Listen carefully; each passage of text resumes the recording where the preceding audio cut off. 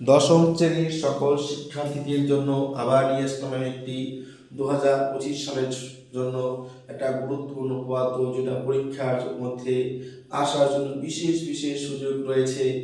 এবছর মাধ্যমিক পরীক্ষায় সব থেকে যে তিনটি উপাত্ত কমন রয়েছে সেটা হচ্ছে 34 নাম্বার, 38 নাম্বার এবং 49 নাম্বার উপাত্ত। ইতিমধ্যে আমি 49 নাম্বারটা আমার ভিডিওতে আপলোড করেছি। আজকে 34 নম্বর পত্র আলোকপাত করব। তাই প্রত্যেক দশম শ্রেণীর শিক্ষার্থীদের জন্য আমি বলছি যে তোমরা আজকের এই গুরুত্বপূর্ণ ভিডিওটি দেখো এবং 34 নম্বর পদ্মটি দেখে অনেকে হয়তো ভয়, বই থেকে দেখার পরে মনে ভয় সৃষ্টি হতে পারে। তোমাদের কোনো ভয় নেই, ভয়টা হচ্ছে তোমাদের মানসিকতার।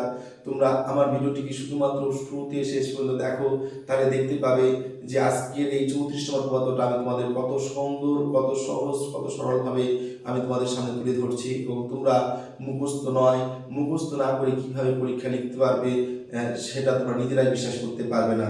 তাহলে চলো বন্ধুরা, আর দেরি নয়, আমি এখন তোমাদের 34 নম্বর পদ্মটি তোমাদের সামনে আলোকপাত করব।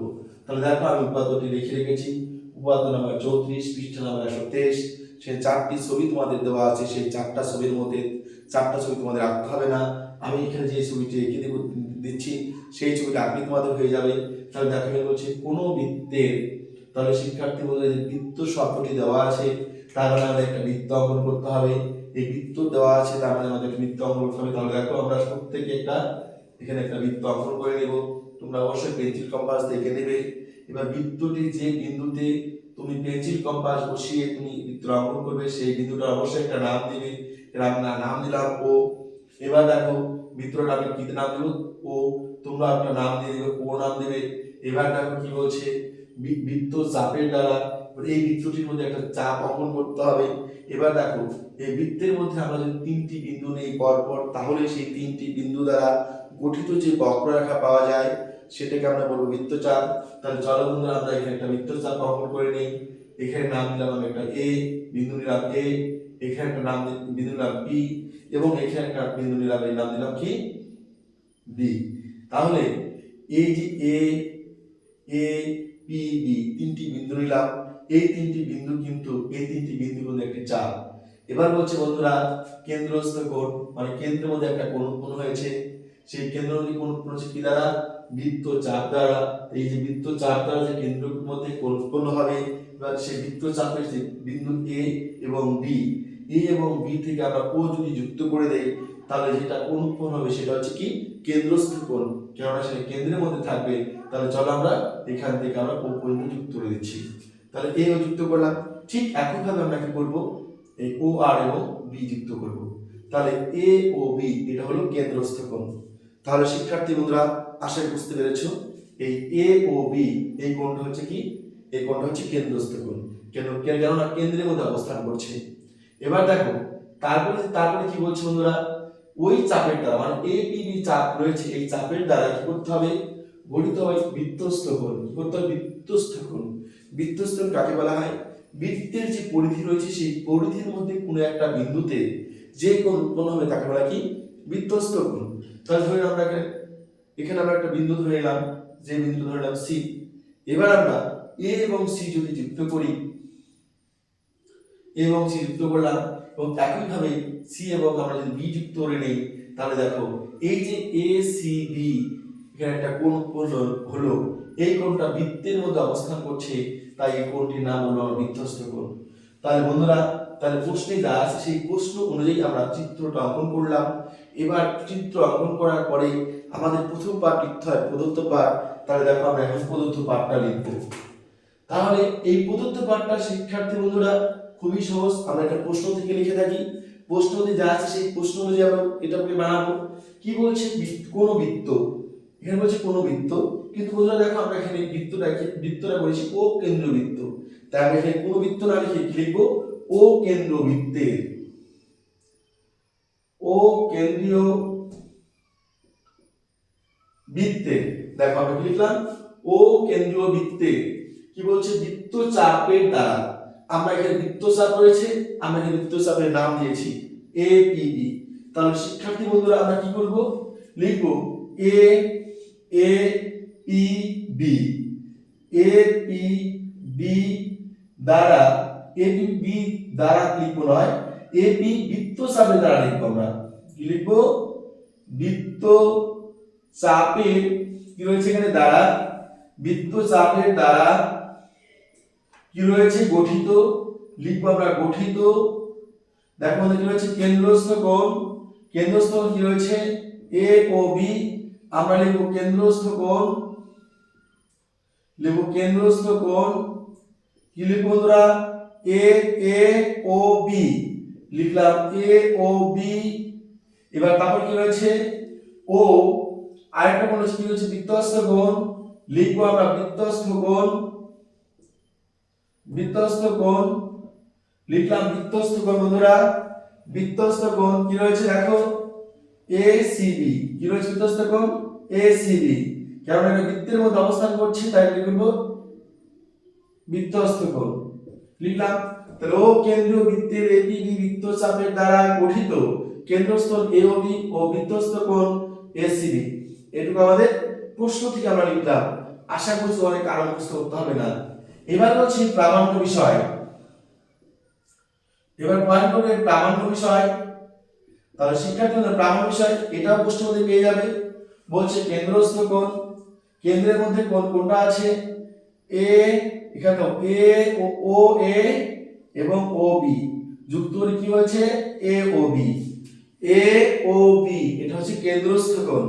তাই লিখলাম এ ও বি সমান সমান কি বলছে বৃত্তস্থ কোণের দ্বিগুণ। বৃত্তস্থ কোণ মানে বৃত্তের মধ্যে যে অবস্থান করছে কোণ সেই কোণের সাথে দুই গুণ করতে হবে। তাহলে দেখো শিক্ষার্থী বন্ধুরা বৃত্তের মধ্যে যে কোণ অবস্থান করছে হচ্ছে A C B, A C B, তাই আমরা লিখলাম এ সি বি, দ্বিগুণ বলছে তাই সামনে দুই গুণ দিলাম। তাহলে দেখো প্রামাণ্য বিষয় হয়ে গেল। প্রামাণ্য বিষয়ের পর বন্ধুরা এবার কি অঙ্কন। এবার তোমরা লিখবে পয়েন্ট হবে অঙ্কন। অঙ্কন কি করবে দেখো এই সি আর ও যুক্ত করবে, সি এবং ও যুক্ত করলাম, নিচে একটু বাড়িয়ে দিবে যার নাম দিবে ডি।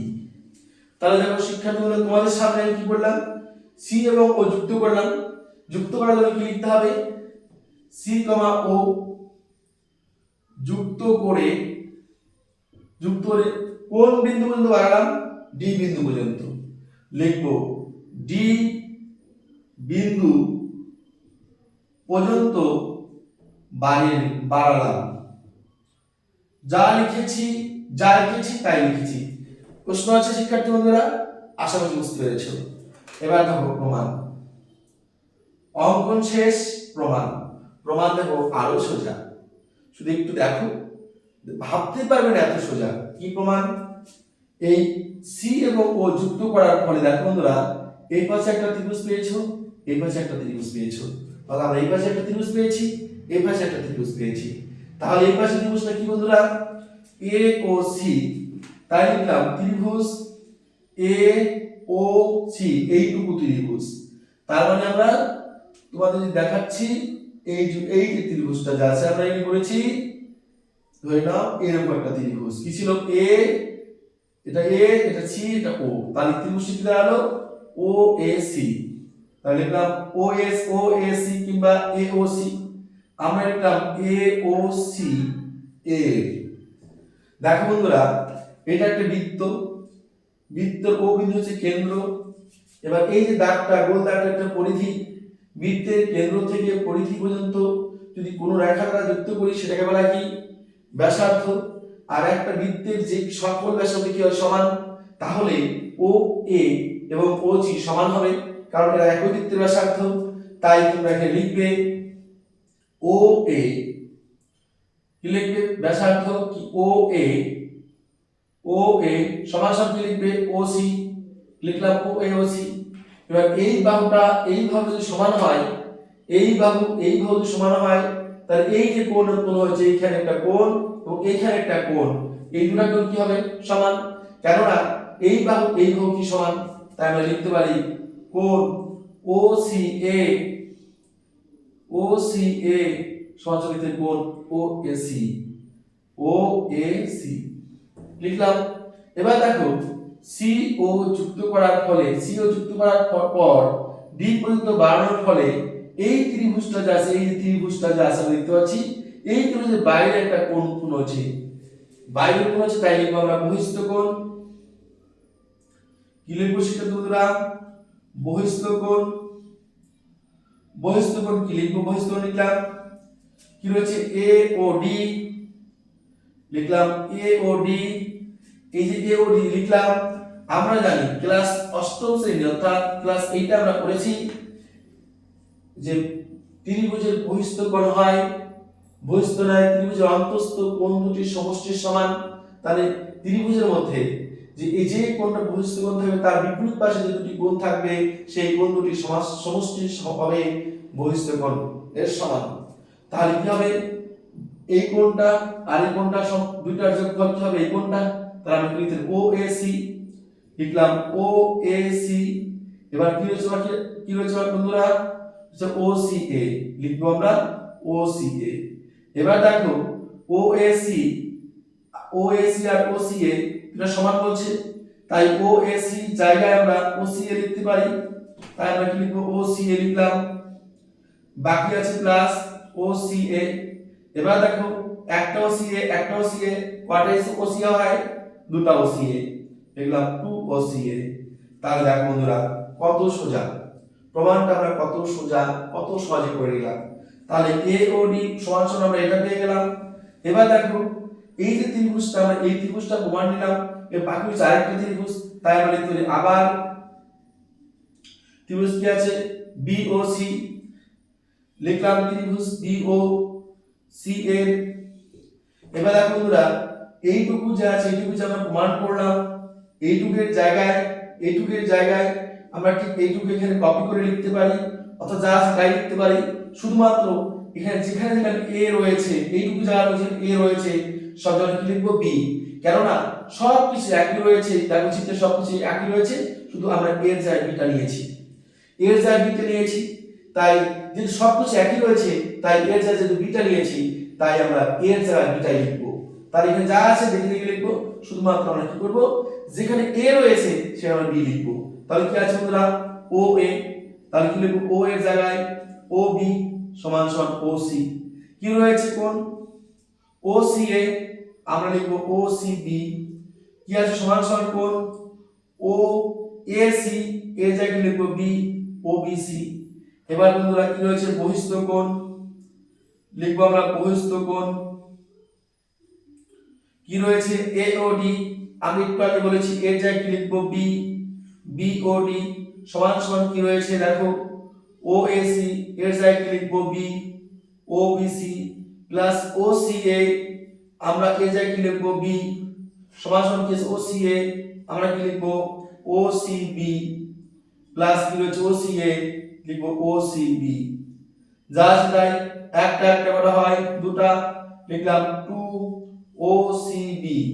তাহলে দেখো বন্ধুরা তাহলে BOD মান পেয়েছি, আমরা AOD এর মান পেয়েছি, তার মানে কি লিখতে পারি?